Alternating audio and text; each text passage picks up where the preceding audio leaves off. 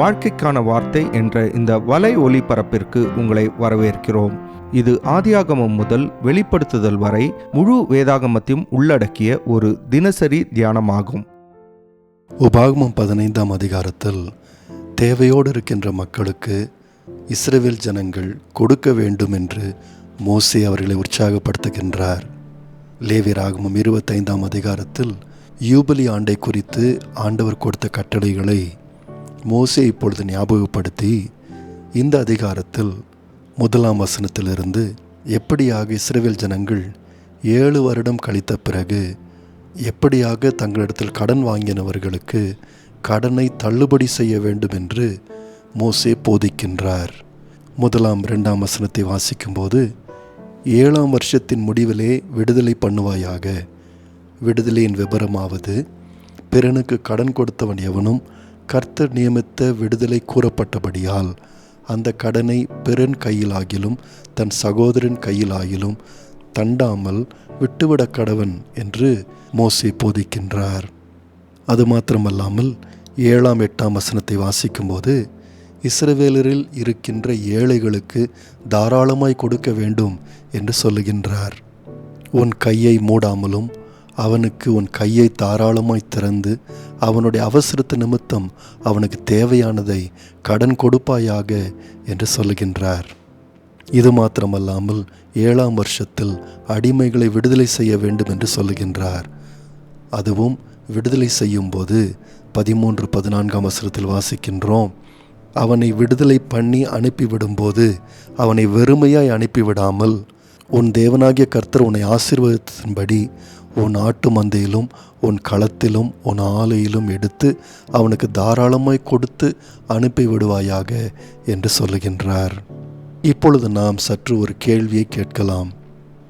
ஏன் கடன் வாங்கினவரிடத்திலும் ஏழை மக்களிடத்திலும் அடிமைகளிடத்திலும் இஸ்ரவேல் ஜனங்கள் இவ்வளவு தாராளமாக இருக்க வேண்டும்? 2 காரணங்கள் உண்டு. முதலாவதாக, ஆண்டவர் அவர்களை ஆசீர்வதித்திருக்கின்றபடியினால் இப்பொழுது அவர்கள் மற்றவர்களை ஆசீர்வதிக்க வேண்டும். 15ஆம் வசனத்தில் மோசே இப்படி சொல்லுகின்றார், நீ எகிப்து தேசத்தில் அடிமையாய் இருந்ததையும் உன் தேவனாகிய கர்த்தர் உன்னை மீட்டு கொண்டதையும் நினைவு கூற கடவாய். ஆகையால் நான் இன்று இந்த காரியத்தை உனக்கு கட்டளையிடுகின்றேன். நண்பர்களே, ஏன் இஸ்ரவேல் ஜனங்கள் இவ்வளவு தாராளமாக இருக்க வேண்டும் என்று சொன்னால், ஏதோ மனிதாபிமம் அல்ல, இல்லாவிட்டால் தான தர்மம் பண்ண வேண்டும் என்றல்ல, இல்லாவிட்டால் இரக்க குணமுள்ளவர்களாக இருக்க வேண்டும் என்பதும் அல்ல. காரணம் என்னவென்றால், தேவன் அவர்களை ஏற்கனவே ஆசீர்வதித்திருக்கின்றபடியினால் அவர்கள் மற்றவர்களை ஆசீர்வதிக்க வேண்டும். நீங்களும் நானும் கூட தேவனால் இன்னும் அதிகமாய் ஆசீர்வதிக்கப்பட்டிருக்கின்றோம். எபேசியர் 1ஆம் அதிகாரம் 3ஆம் வசனம் சொல்லுகிறது போல, நம்முடைய கர்த்தராகிய இயேசு கிறிஸ்துவின் பிதாவாகிய தேவனுக்கு ஸ்தோத்திரம், அவர் கிறிஸ்துவுக்குள் உன்னதங்களிலே ஆவிக்குரிய சகல ஆசீர்வாதத்தினாலும் நம்மை ஆசீர்வதித்திருக்கின்றார். விசுவாசிகள் தேவனால் ஆசீர்வதிக்கப்பட்டிருக்கின்ற காரணத்தினால் மற்றவர்களை ஆசீர்வதிக்கின்றார்கள். 2ஆவதாக, ஏன் இஸ்ரவேல் ஜனங்கள் தங்களுடைய கடனாளிகளையும் தங்கள் மத்தியில் இருக்கும் ஏழைகளையும் தங்களுடைய அடிமைகளையும் ஏன் ஆசீர்வதிக்க வேண்டும் என்றால், தேவன் வருங்காலத்தில் அவர்களை ஆசீர்வதிப்பார் என்ற காரணத்திற்காக.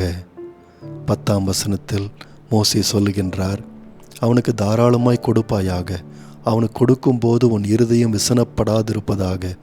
அது நிமித்தமாக உன் தேவனாகிய கர்த்தர் உன்னுடைய எல்லா கிரியைகளிலும் நீ கையிட்டு செய்யும் எல்லா காரியங்களிலும் உன்னை ஆசீர்வதிப்பார். அது மாத்திரமல்லாமல் 18ஆம் வசனத்தில் மோசே சொல்லுகிறார், அவனை விடுதலையாக்கி அனுப்பிவிடுவது உனக்கு விசனமாய் காணப்பட வேண்டாம். இரட்டிப்பான கூலிக்கு ஈடாக 6 வருஷம் உன்னிடத்தில் சேவித்தானே, இப்படி உன் தேவனாய் கர்த்தர் நீ செய்யும் எல்லாவற்றிலும் உன்னை ஆசீர்வதிப்பார். நண்பர்களே, ஆண்டவருடைய ஆசீர்வாதம் என்று ஒரு காரியம் இருக்கின்றது. உலகத்தில் இன்று அநேக மக்கள் தங்களுடைய கடின உழைப்பு, தங்களுடைய முயற்சியை மாத்திரம் நம்பி வாழுகின்றார்கள். ஆனால் கர்த்தருடைய ஆசீர்வாதம் என்று ஒன்று இருக்கின்றது. கொடுப்பவர்களை கர்த்தர் ஆசீர்வதிக்கின்றார். நீதிமொழிகள் 19:17 வாசிக்கிறோம், ஏழைக்கு இறங்குகிறவன் கர்த்தருக்கு கடன் கொடுக்கிறான், அவன் கொடுத்ததை அவர் திரும்ப கொடுப்பார்.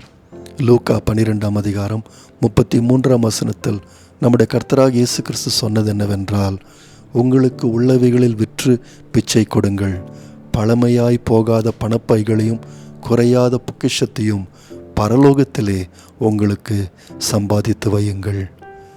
நண்பர்களே, இன்று விசுவாசிகள் கர்த்தரால் ஆசீர்வதிக்கப்பட்ட காரணத்தினால் மற்றவர்களை ஆசீர்வதிக்கிறார்கள்.